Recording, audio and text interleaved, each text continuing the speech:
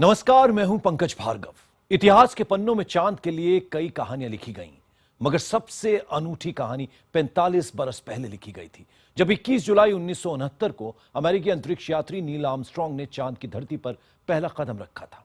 चांद की सतह पर अपना बायां पैर रखने के बाद नील आर्मस्ट्रांग ने ऐतिहासिक घोषणा करते हुए कहा था कि यह एक इंसान के लिए छोटा सा कदम है, लेकिन मनुष्यता के लिए बहुत बड़ी छलांग है। 45 साल बाद अमेरिका मानव इतिहास की उस सफलता का जश्न मना रहा है, जबकि दुनिया चांद के आगे, मंगल और सौर मंडल के बाहर नई सफलता की तरफ बड़ी उम्मीदों से देख रही है।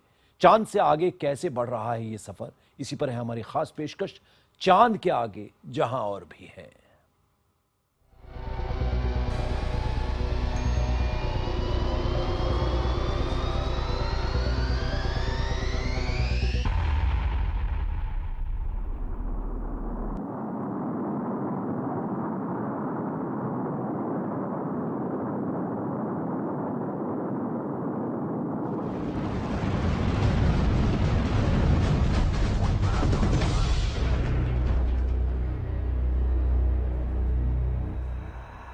मानव का एक छोटा सा कदम पूरी मानवता के लिए बड़ी छलांग है।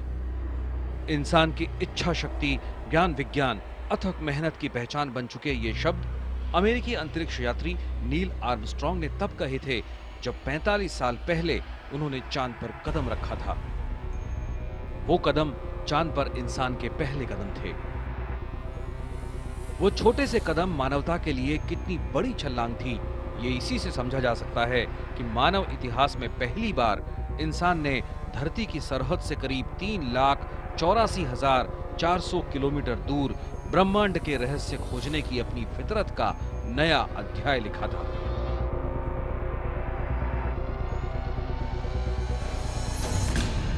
ये कारनामा किया था अमेरिकी अंतरिक्ष यात्री नील आर्मस्ट्रांग ने। इनके साथ चांद पर कदम रखा बज एल्ड्रिन ने, जबकि उनके साथ गए तीसरे अंतरिक्ष यात्री माइकल कॉलिंस अंतरिक्ष यान पर ही रुक गए थे।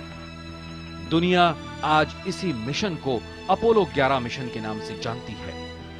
चांद पर पहुंचने के इस कारनामे के 45 साल बाद अमेरिकी स्पेस एजेंसी अपोलो 11 मिशन वैज्ञानिकों का सम्मान कर रही है। आर्मस्ट्रांग के साथ चांद पर कदम रखने वाले बज एल्ड्रिन आज भी याद करते हैं कि वो कितना मुश्किल मिशन था और उनके दिल में क्या चल रहा था जब वो नील आर्मस्ट्रांग के साथ अंतरिक्ष यान से बाहर निकले थे। So I went down the ladder backwards, just like every Navy guy does. And I remember the checklist said, reach back and partially close the hatch. So I said, I'm going to reach back and partially close the hatch, making care not to lock it on my way out. There was not even a handle on the outside.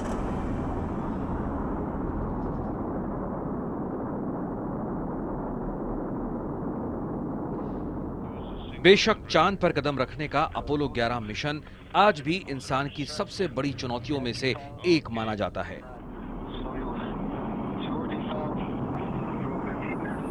45 साल पहले जब Apollo 11 mission चांद के सफर पर निकला था तो वो तारीख थी 16 जुलाई 1969। उस दिन अमेरिका का केनेडी स्पेस सेंटर खचाखच भरा था। अमेरिकी वक्त के हिसाब से सुबह 9:32 पर अपोलो 11 को सैटर्न 5 रॉकेट से छोड़ दिया गया।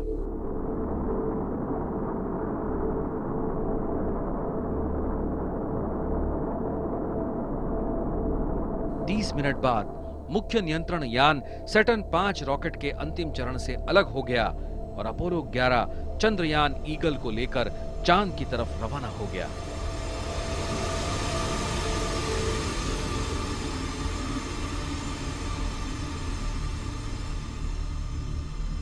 ईगल वो यान था जिसे अपोलो से अलग होकर चांद की सतह पर उतरना था। 19 जुलाई को अपोलो 11 चांद की कक्षा में चला गया।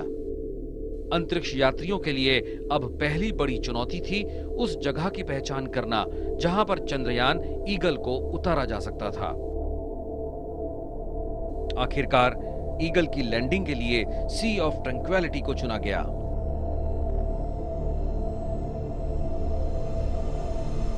ऊबड़ खाबड़ चांद पर यह ऐसी समतल जगह थी जहां पर ईगल को थोड़ी आसानी से उतारा जा सकता था। आखिरकार चांद की 10वीं परिक्रमा के वक्त ईगल के चालक एडविन एल्ड्रिन ने अपोलो का दरवाजा खोला और रेंगकर ईगल में चले गए। 20 जुलाई 1969 को 11:17 पर चंद्रयान ईगल अपोलो से अलग हो गया। ईगल सीधे नीचे उतर रहा था। 900 फीट की ऊंचाई से नील आर्मस्ट्रांग ने लैंडिंग वाली जगह यानी सी ऑफ ट्रैंक्विलिटी का सर्वेक्षण किया। सब कुछ प्लान के मुताबिक चल रहा था। लैंडिंग के वक्त ईगल को उतना ही झटका लगा जितना हवाई जहाज को जमीन पर उतरने में लगता है। धूल का एक बादल उठा जो जल्द ही नीचे बैठ गया। Tranquility Base here. The Eagle has landed. Roger, Tranquility. We copy you on the ground. You got a bunch of guys about to turn blue. We're breathing again. Thanks a lot.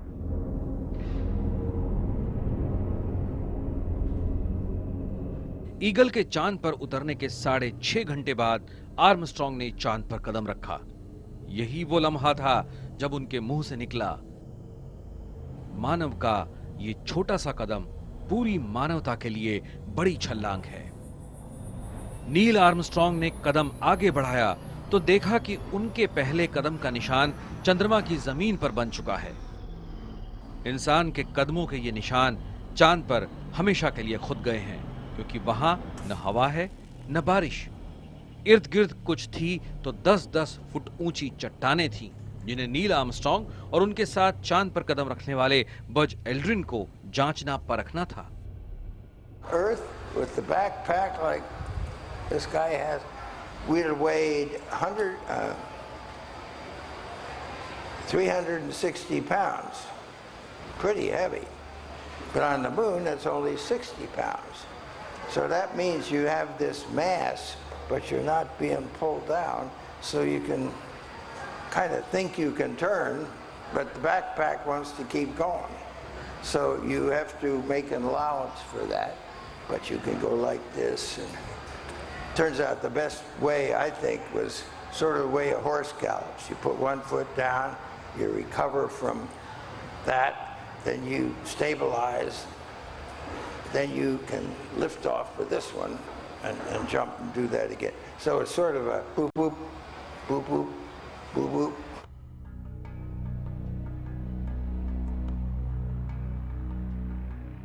अगले 2.5 घंटे तक Armstrong और Aldrin ने तस्वीरें लेने, गड्ढे खोदकर नमूने और पत्थर जमा करने में लगाए। अमेरिकी झंडा फहराने की तैयारी की।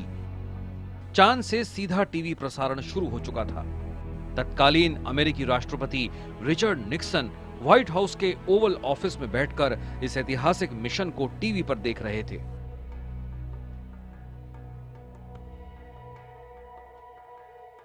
सीने पर लगे टीवी कैमरे से आर्मस्ट्रांग ने चारों तरफ की तस्वीरें खींची। इस दौरान दोनों ने चांद पर अमेरिकी झंडा फहराया और राष्ट्रपति निक्सन से फोन पर बात की।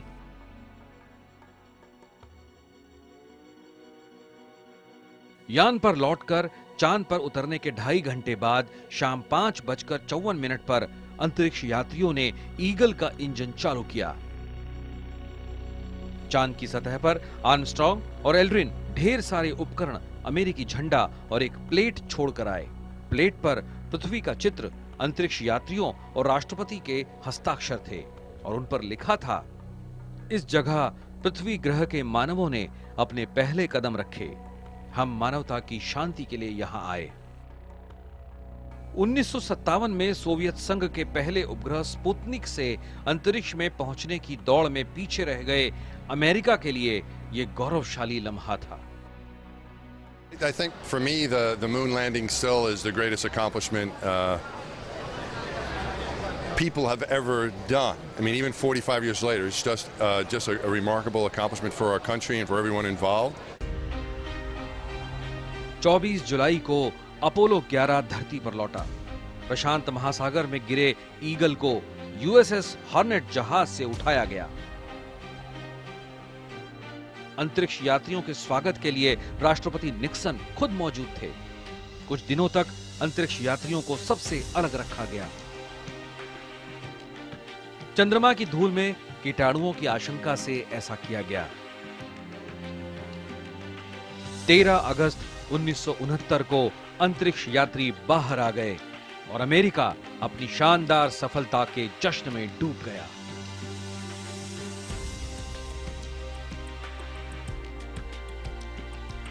Was the old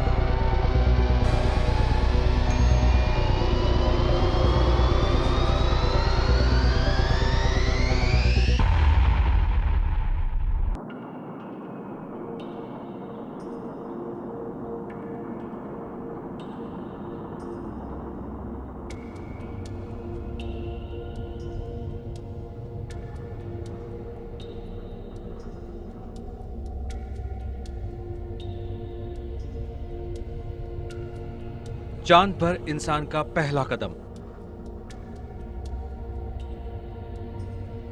मानव सभ्यता के इतिहास में बेशक ये तारीख इंसान की वैज्ञानिक तरक्की के नजरिए से एक लंबी छलांग मानी जाएगी, लेकिन सच ये भी है, अंतरिक्ष में इंसान की पहली सफलता का इतिहास 11 साल पहले लिखा गया था।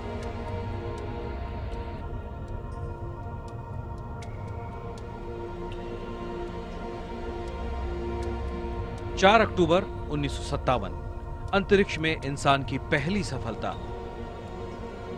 चांद पर इंसान के पहले कदम से पहले इंसान को अंतरिक्ष में पहुंचने की बाधा पार करनी थी। इस अनंत लोक तक इंसान पहुंच सकता है, पहली बार यह साबित किया था सोवियत संघ के पहले मानव निर्मित उपग्रह स्पुतनिक ने। शीत युद्ध के दौर में यह बड़ी सफलता थी, क्योंकि तब अमेरिका और सोवियत संघ एक दूसरे से आगे निकलने की होड़ में उलझे हुए थे। 4 अक्टूबर को सोवियत संघ ने पहले उपग्रह स्पुतनिक को अंतरिक्ष में छोड़कर अमेरिका पर बड़ी मनोवैज्ञानिक बढ़त बना ली, क्योंकि स्पुतनिक से आने वाली बीप बीप की आवाज को शौकिया रेडियो के जरिए दुनिया में कहीं भी सुना जा सकता था। बीप बीप की आवाज से अमेरिका सहम गया था। सरकार पर सोवियत संघ को पछाड़ने का दबाव भी बढ़ गया। 11 साल बाद अपोलो मिशन की सफलता से ही स्पुतनिक से आहत उसके स्वाभिमान पर मरहम लग सका था। was the ultimate peaceful competition. USA versus USSR. I'll not assert that it was a diversion which prevented a war. Nonetheless, it was a diversion. It was intense, and it did allow to both sides to take the high road.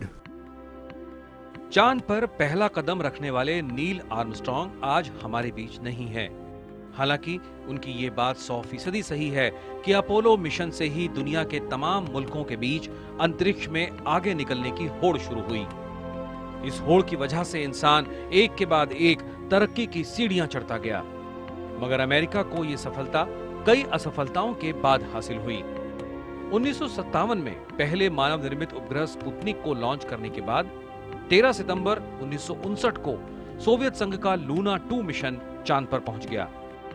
इसके बाद Soviet संघ ने एक और बड़ी सफलता हासिल की। 12 अप्रैल 1961 अंतरिक्ष में इंसान का पहला कदम। सोवियत संघ ने वोस्तक मिशन के जरिए अंतरिक्ष में पहले इंसान को पहुंचाने का कारनामा कर दिखाया। इसके साथ ही यूरी गागारिन अंतरिक्ष में जाने वाले पहले इंसान बन गए। हालांकि सोवियत संघ की इन सफलताओं के जवाब में अमेरिका ने 1961 में मर्क्यूरी मिशन के जरिए अपना पहला अंतरिक्ष यात्री अंतरिक्ष में पहुंचाया। उसके बाद 1962 रेंजर 4 के जरिए चांद पर भी अपना यान पहुंचाया।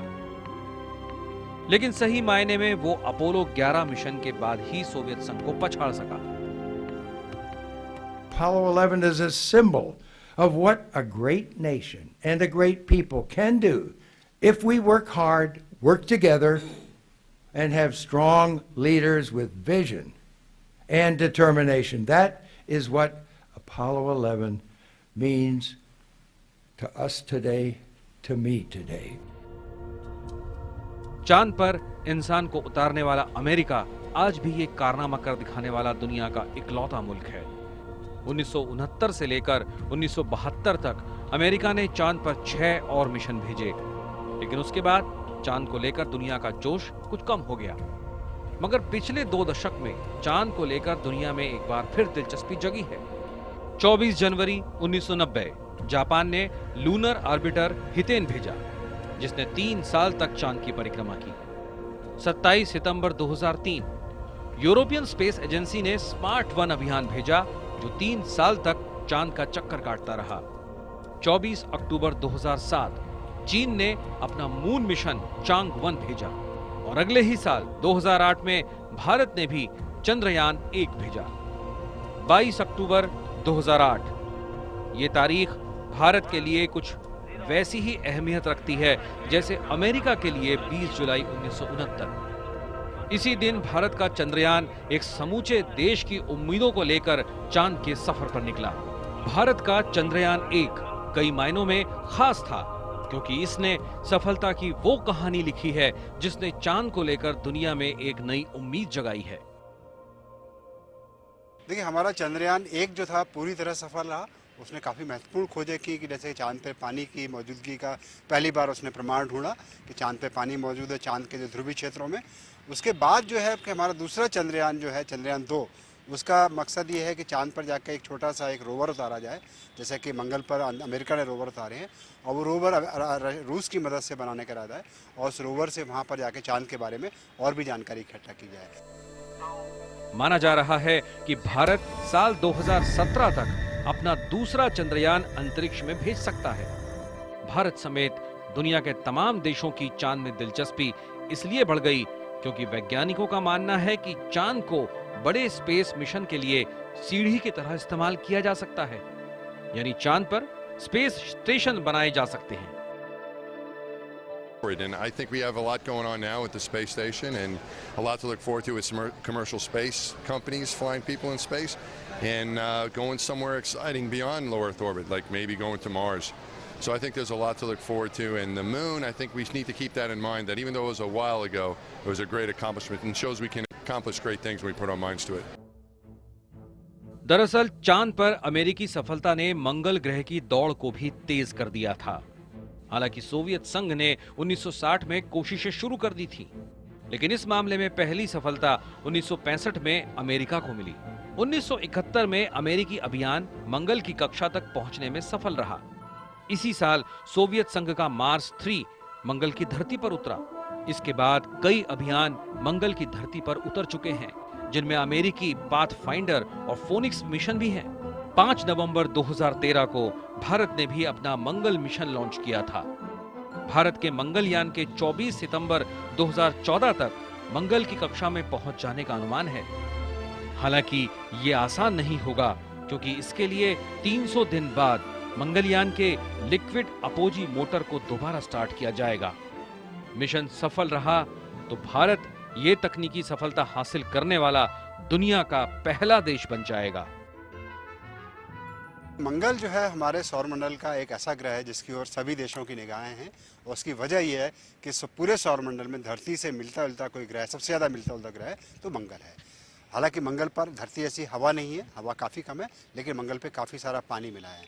तो पानी एक, और दूसरी बात यह कि मंगल का जो तापमान है वो भी धरती की तुलना में काफ़ी ज़्यादा, न बहुत ज़्यादा ठंडा है जरूर, लेकिन इतना ठंडा भी नहीं जैसा कि और जो दूर के ग्रह हैं, जैसे कि जो बृहस्पति है, शनि है, ये ग्रह तो और भी ज़्यादा ठंडे हैं। और उसके चांद तो ऐसे कि जो बर्फ़ के बने हुए हैं। तो अगर कभी हमारा इरादा हो किसी कहीं दूसरे ग्रह पे बस्ती बसाने का, तो मंगल की ओर सबसे पहले ध्यान जाता है। मंगल पर इंसानी बस्ती, चांद पर इंसान के पहले कदम के बाद ये मानव सभ्यता का सबसे बड़ा वैज्ञानिक लक्ष्य है। जिस भी दिन इस मामले में सफलता मिलेगी, ये उसी तरह से मानवता की लंबी छलांग साबित होगी जैसे अपोलो 11 का मून मिशन साबित हुआ।